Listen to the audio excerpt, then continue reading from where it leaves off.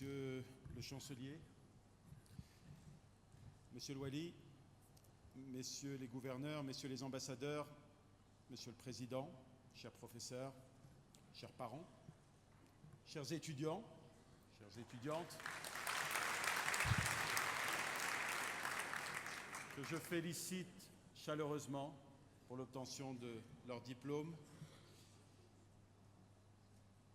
Permettez-moi de vous dire à quel point l'honneur est grand pour moi aujourd'hui de faire ce commencement speech. Et je voudrais pour ça remercier Monsieur le chancelier et Monsieur le Président.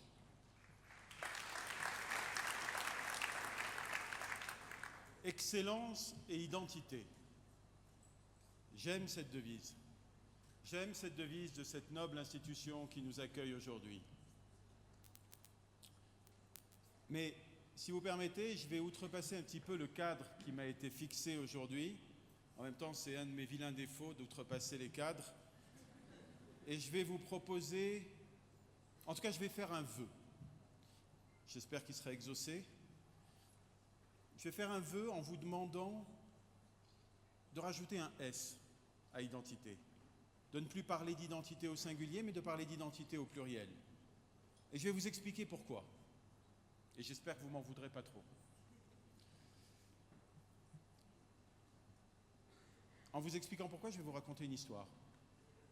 C'est probablement ce que je fais le mieux, raconter des histoires, sauf que celle-ci, c'est mon histoire. C'est une partie, en tout cas, de mes histoires. Et comme toutes les histoires que je raconte, elle a plusieurs facettes. En 1967, ça doit faire une quarantaine d'années environ, un jeune étudiant marocain rencontrait une jeune étudiante française à Paris,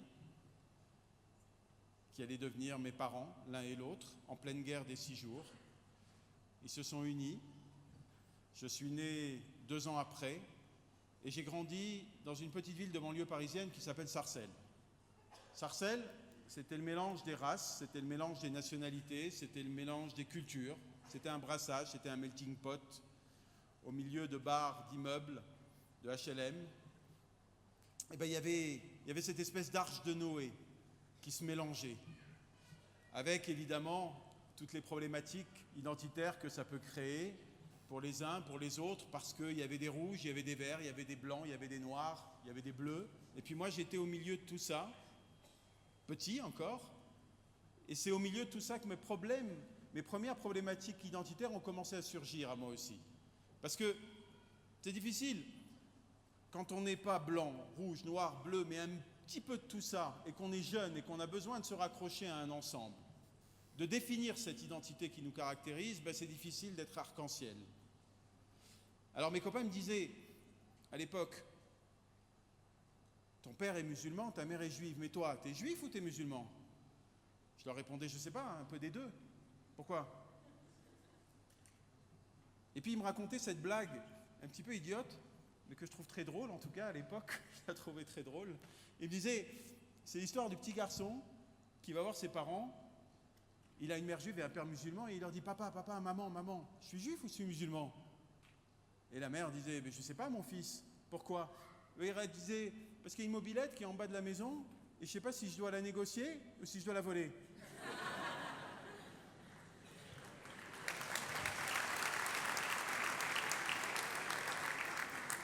À l'époque, je vous avoue que je ne savais pas quoi répondre, mais je vous avoue également qu'il m'est arrivé parfois d'en négocier des mobilettes et parfois d'en voler aussi.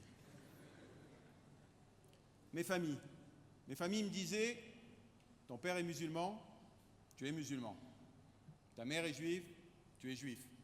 Ah oui, c'est évident. En France, on me disait, Nabil Ayouch. Nabil Ayouch, c'est pas français comme nom, ça. Tu viens d'où? Je disais, je sais pas, je suis né ici. Au Maroc, on me disait, tu parles pas arabe, t'es pas un vrai Marocain ou quoi? Pendant longtemps, j'ai cherché cette identité. Pendant longtemps, j'ai été un faux français, un pas tout à fait marocain, un moitié musulman, un moitié juif, et surtout, j'ai été une moitié de moi-même. Et j'ai gardé ça au fond de moi. Ne vous inquiétez pas, je ne vais pas vous faire pleurer. J'ai gardé ça au fond de moi et je me suis refermé dans une espèce de monde imaginaire dans lequel tout le monde aurait sa place. Mais ce monde n'existait pas, évidemment. Il existait dans ma tête. J'avais besoin d'exprimer quelque chose et j'arrivais pas à définir quoi. J'avais besoin de crier, j'avais besoin de laisser sortir un son, quelque chose qui me rendrait plus léger. Et puis j'ai fait une rencontre décisive avec le cinéma.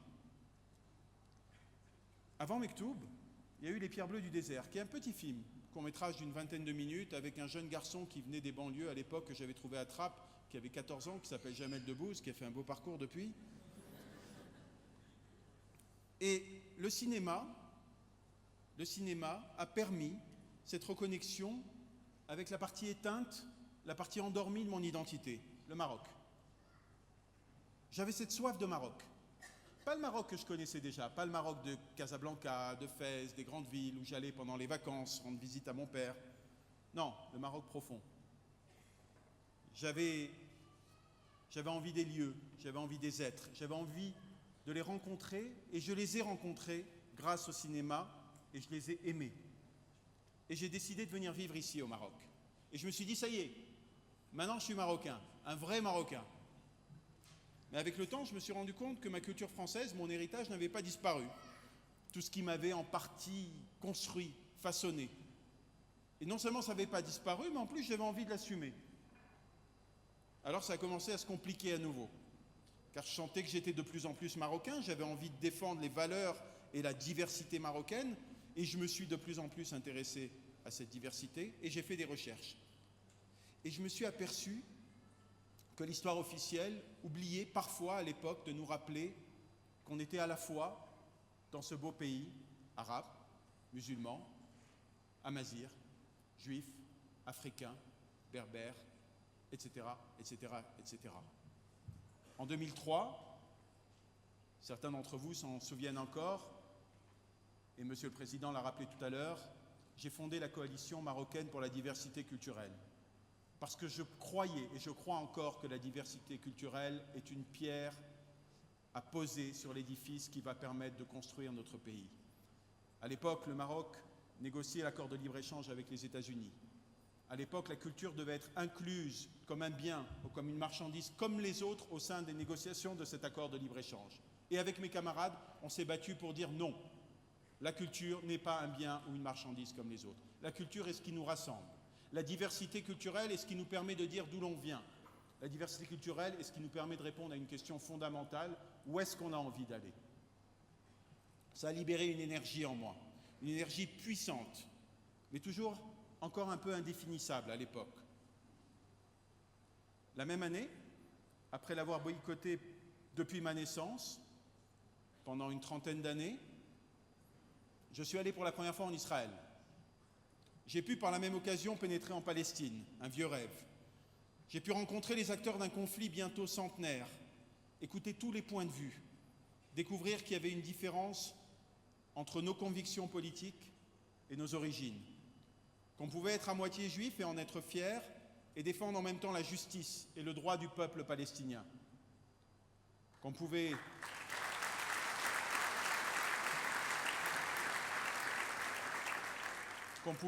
aimer l'identité du peuple juif et s'opposer à la politique totalitaire et brutale du gouvernement israélien. De ce voyage initiatique est sorti bien des années plus tard un film, My Land, mon pays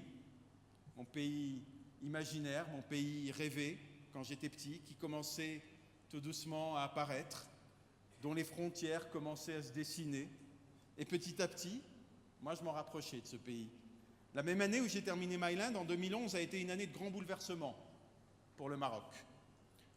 De ces mouvements civiques, politiques et sociaux est sortie une nouvelle constitution. Parmi les attributs de cette nouvelle constitution, elle consacre enfin officiellement la diversité des origines marocaines dans toutes ses composantes, et je m'en réjouis.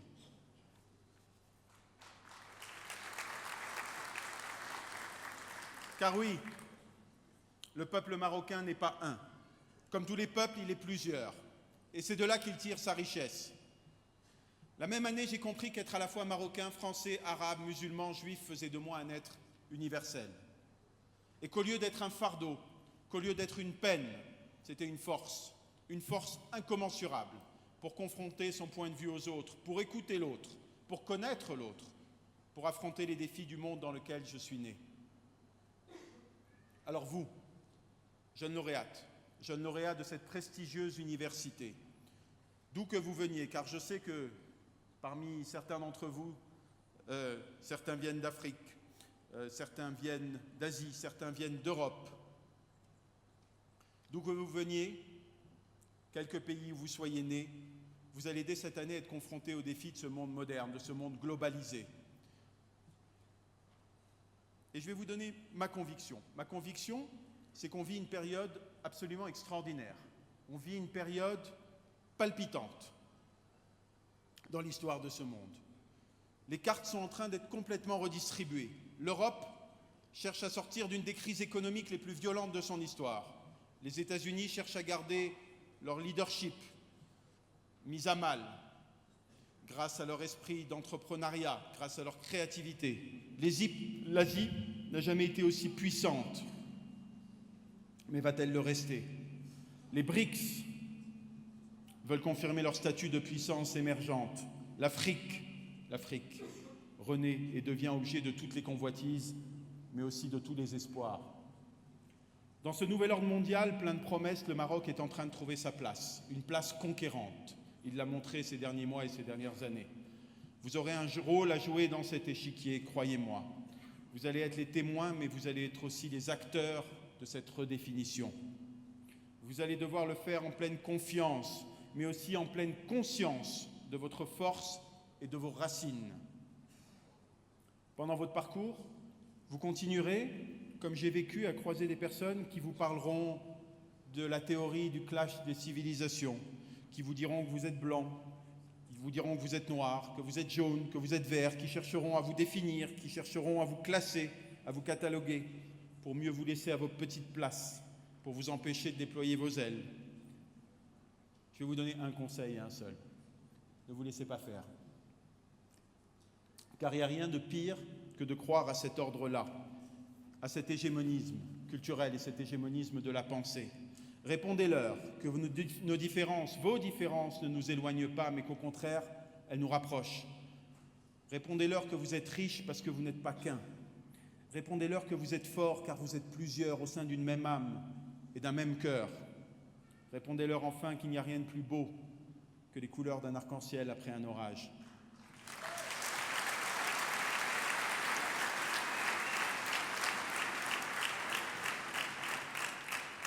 Et que ces couleurs, tout simplement, elles dessinent l'horizon dans lequel vous voulez vivre, dans lequel vous voulez vous battre, dans lequel vous voulez construire et conquérir de nouveaux territoires.